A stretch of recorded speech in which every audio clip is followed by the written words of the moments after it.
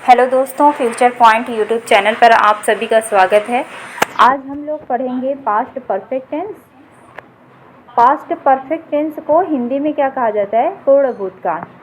ठीक है, सबसे पहले तो इसकी पहचान देख लीजिए। पहचान क्या होती है? जिस वाक्य के अंत में चुका था, चुकी थी, चुके थे, लिया था, दिया था, गया था इत्यादि शब्द आते हैं, उन्हें क्या हम कहते हैं? पास्ट परफेक्ट टेंस कहते हैं। ठीक है, तो इसको दो तरीके से बनाया जाता है पास्ट परफेक्ट टेंस को। इसमें क्या होता है कि बिफोर और आफ्टर का प्रयोग होता है। और जैसे दो वाक्य होते हैं, दोनों वाक्यों को जोड़ने के लिए हम बिफोर या आफ्टर लगाते हैं। बिफोर या आफ्टर क्या होता है? कनेक्टिव वर्ड होता है जो दोनों वाक्यों को जोड़ता है। तो बिफोर पहले के लिए होता है और आफ्टर बाद के लिए होता है। जब वाक्य में मतलब पहले आएगा तो बिफोर लगेगा और जब बाद आएगा तो आफ्टर लगेगा। तो उसे हम लोग समझेंगे अभी सेंटेंस के द्वारा कैसे बनाया जा सकता है। सबसे पहले देखते हैं अफर्मेटिव सेंटेंस। अफर्मेटिव सेंटेंस में भी बिफोर का प्रयोग देखेंगे। सबसे पहले हम लोग किस चीज़ को पढ़ेंगे? बिफोर के प्रयोग को। इसका रूल देखिए, जैसे दोनों का रूल अलग अलग होता है। तो बिफोर का रूल क्या होता है? पहले सब्जेक्ट, फिर हैड, वर्ब की थर्ड फॉर्म प्लस ऑब्जेक्ट। तो ये इतना हो गया एक सेंटेंस। उसके बाद हम क्या लगाएंगे? बिफोर, फिर सब्जेक्ट, वर्ब की सेकेंड फॉर्म प्लस ऑब्जेक्ट। ठीक है, इस प्रकार से बनेगा। मतलब दो वाक्य हैं, एक पास्ट परफेक्ट टेंस रहेगा, एक पास्ट इंडेफिनिट। सब्जेक्ट, वर्ब की सेकेंड फॉर्म, ऑब्जेक्ट। एक इसमें आता था पास्ट इंडेफिनिट टेंस में ना, तो पास्ट इंडेफिनिट टेंस हो जाएगा और इधर वाला पास्ट परफेक्ट टेंस की तरीके से लगेगा। जैसे एग्जाम्पल है, हमारे घर जाने से पहले तुमने खाना खा लिया था। तो जो बीच में हम लोग देखेंगे सबसे पहले कि पहले आ गया है, तो पहले आया तो ये वाला रूल यूज़ होगा। और ठीक है, ये रूल यूज़ होगा। इसमें बिफोर का प्रयोग होगा और इसमें फिर देखेंगे कि दोनों वाक्य अलग अलग भागों में बांट लेंगे। जैसे हमारे घर जाने से पहले, ठीक है, और फिर तुमने खाना खा लिया, तो इस तरीके से। तो सबसे पहले सब्जेक्ट हैड, वर्ब की थर्ड फॉर्म लगेगा, फिर ऑब्जेक्ट बिफोर, फिर सब्जेक्ट, वर्ब की सेकेंड फॉर्म ऑब्जेक्ट। ठीक है, तो वही चीज़ है कि हमारे घर जाने से पहले तुमने खाना खा लिया था। तो सबसे पहले अब इसमें ये देखेंगे कि दो वाक्य है, तो दोनों वाक्य में सबसे पहले तो सब्जेक्ट लिखना है। तो सब्जेक्ट कौन सा लिखें? हमारे, ये भी तो सब्जेक्ट है, और तुमने, ये भी सब्जेक्ट है। तो कौन सा सब्जेक्ट हम लोग पहले लिखेंगे? दोनों वाक्यों को अलग अलग भागों में बांट लेंगे, फिर दोनों वाक्यों में देखेंगे सब्जेक्ट कौन सा लिखना है। ठीक है, तो हमेशा हमें क्या करना होता है, इस तरीके का सेंटेंस आता है तो दूसरे वाले पार्ट से लिखना हम लोग स्टार्ट करते हैं। तो जो है तुमने खाना खा लिया था, तो पहले उधर का हिस्सा हम लोग सबसे पहले बनाएंगे। उसमें देखेंगे कि सब्जेक्ट क्या है? तुमने।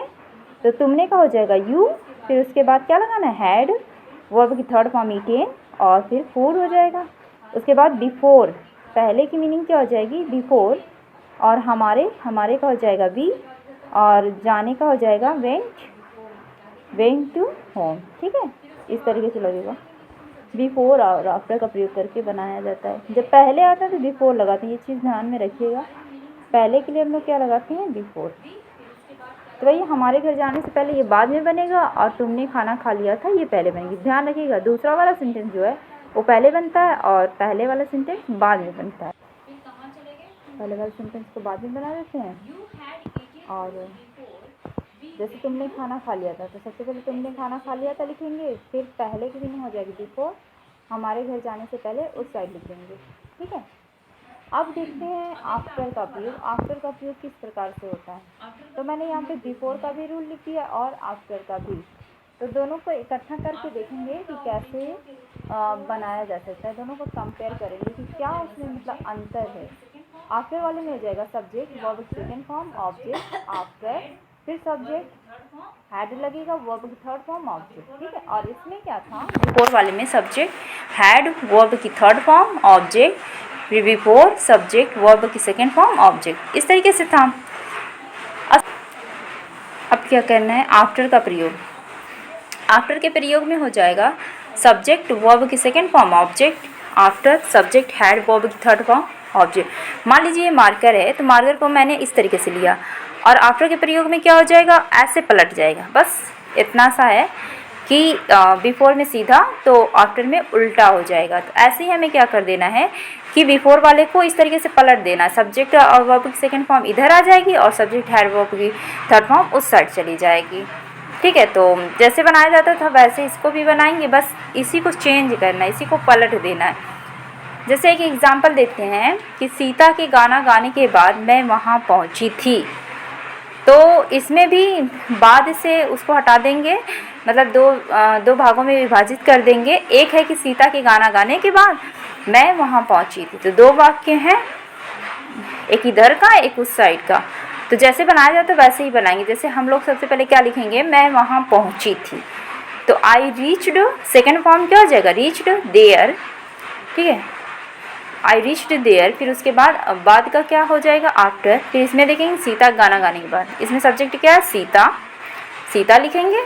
फिर हैड लगाना, हैड लगाएंगे। फिर उसके बाद वर्ब की थर्ड फॉर्म लगानी है, तो सिंग का संग हो जाएगा, सिंग सैंग संग होता है, संग थर्ड फॉर्म होती है, ठीक है, संग लिखेंगे। फिर उसके बाद अ सॉन्ग, तो I reached there after Sita had sung a song, इस प्रकार से बन जाएगा। ठीक है, तो आज की वीडियो में इतना ही, कल के लिए मिलते हैं कल, तब तक के लिए थैंक यू।